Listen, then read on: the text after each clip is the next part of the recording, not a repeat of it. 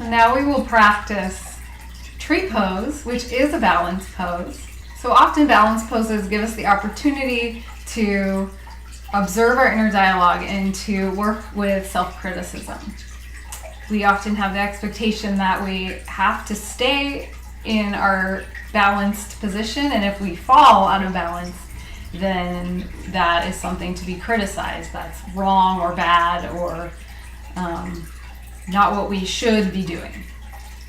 So when we practice this pose today, I'd like you to actually think about allowing whatever is showing up to be here. I want you to think about encouraging yourself no matter what shows up in the pose, no matter how many times you fall out of balance. Just gently encourage yourself back to where you want to be in each moment. There's no right or wrong way to be in balance. There's just difference. And as my instructor pointed out, and I'll never forget this, she said, it's not that you stay in balance that is what is the teaching tool. It's how you respond when you fall out of balance that gives us the opportunity for growth. So if you just stay in balance the whole time, you don't really get to learn anything.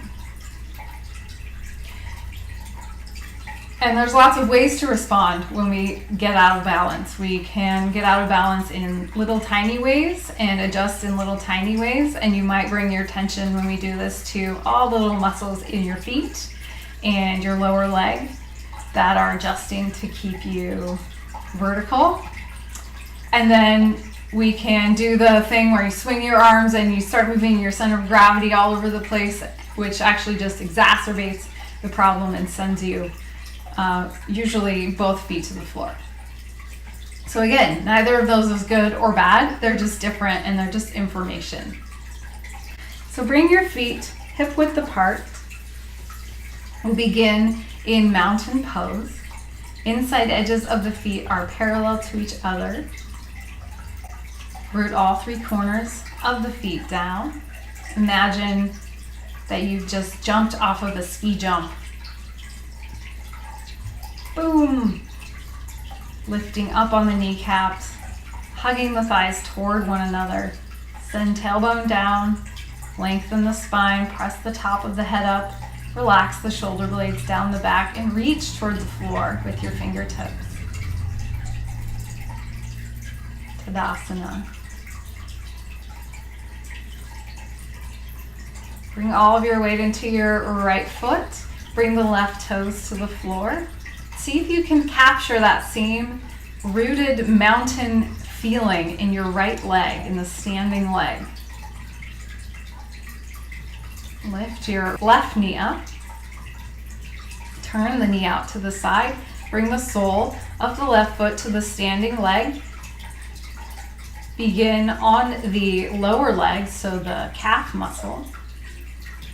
And then if you like, you can draw the foot up the leg, skipping over the knee to bring the foot to the inside of the right thigh.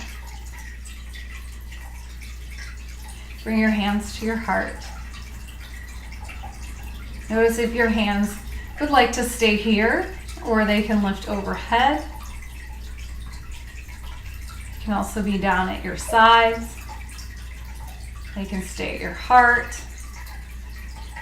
The arms are really just a flourish here. Press the sole of the left foot and the inside of the right thigh against each other. And then notice all the little shifts in balance. See if you can stay in witness consciousness, observing all the ways that you react to those shifts. No judgment, nothing to fix here. However you're showing up is okay.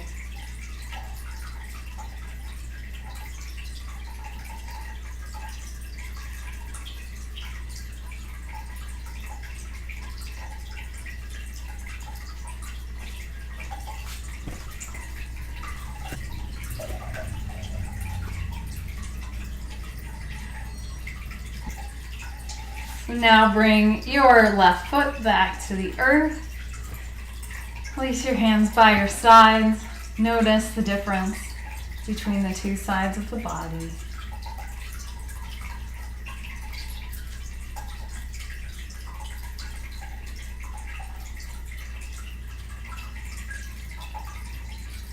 Open the eyes.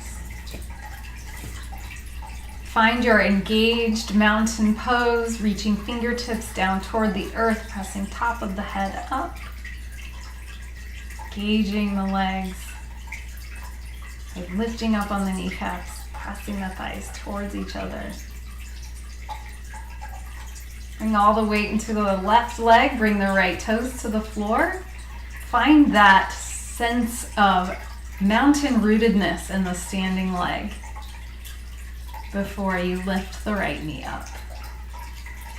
Rotate the right knee out to the side and bring the sole of the right foot to the standing leg along the calf muscle. So we'll start there. And you might remain right here, or you might like to draw the foot up the leg, skipping the knee.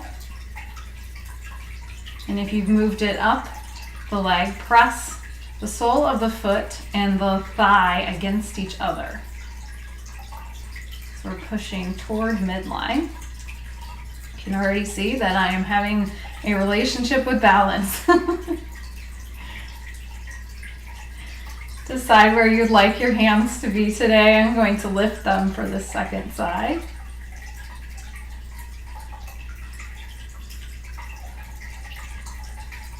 Observe all the little shifts in balance, all the little movements happening in your foot, your leg.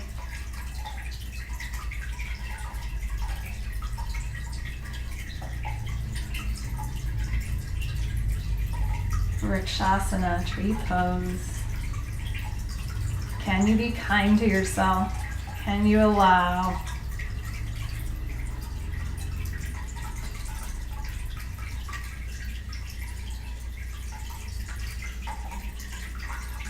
on your next exhale, release your right foot to the floor. Bring your arms by your sides. Close the eyes. Notice if there's a difference between the two sides of the body.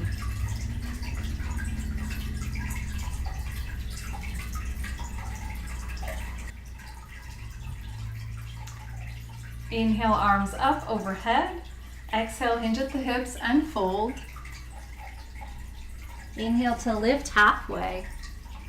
Exhale to fold. Walk your feet out toward the edges of your mat, bringing the feet to 45 degrees.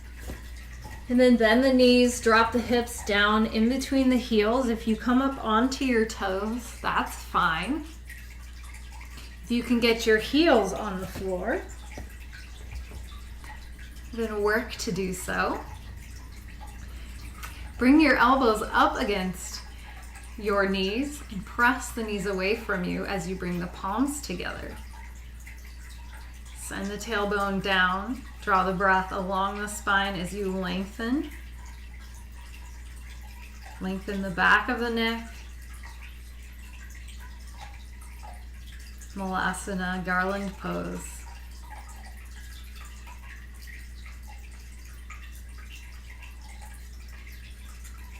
Bring your hands to the floor and make your way onto hands and knees. Now, you will need a bolster or a couch cushion or maybe some blocks with a blanket. So go ahead and get that set up now. Bring your knees alongside the bolster.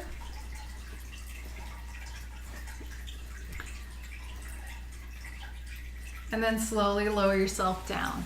Turn the head to one side. Allow your arms to rest. Palms down on the floor. Coming into supported child's pose.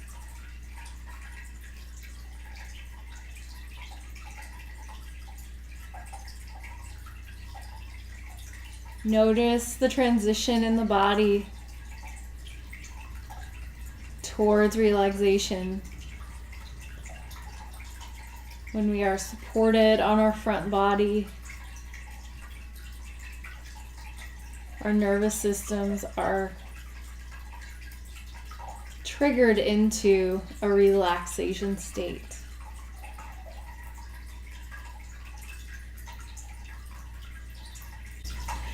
Turn your head to the other side.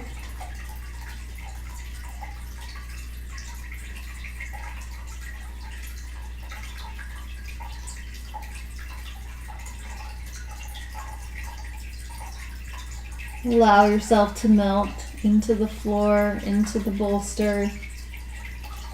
Notice if you're resisting the release.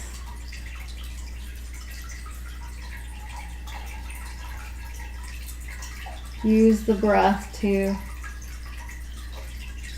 find a solid center within yourself so that you can allow that release to happen.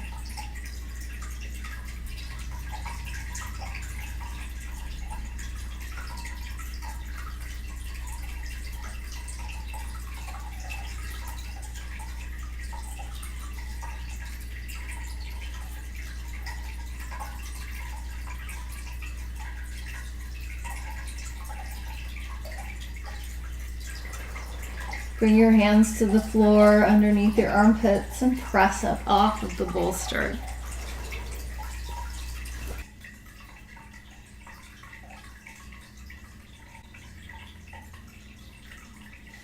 Bring your hands together at your heart and bow your head to your hands.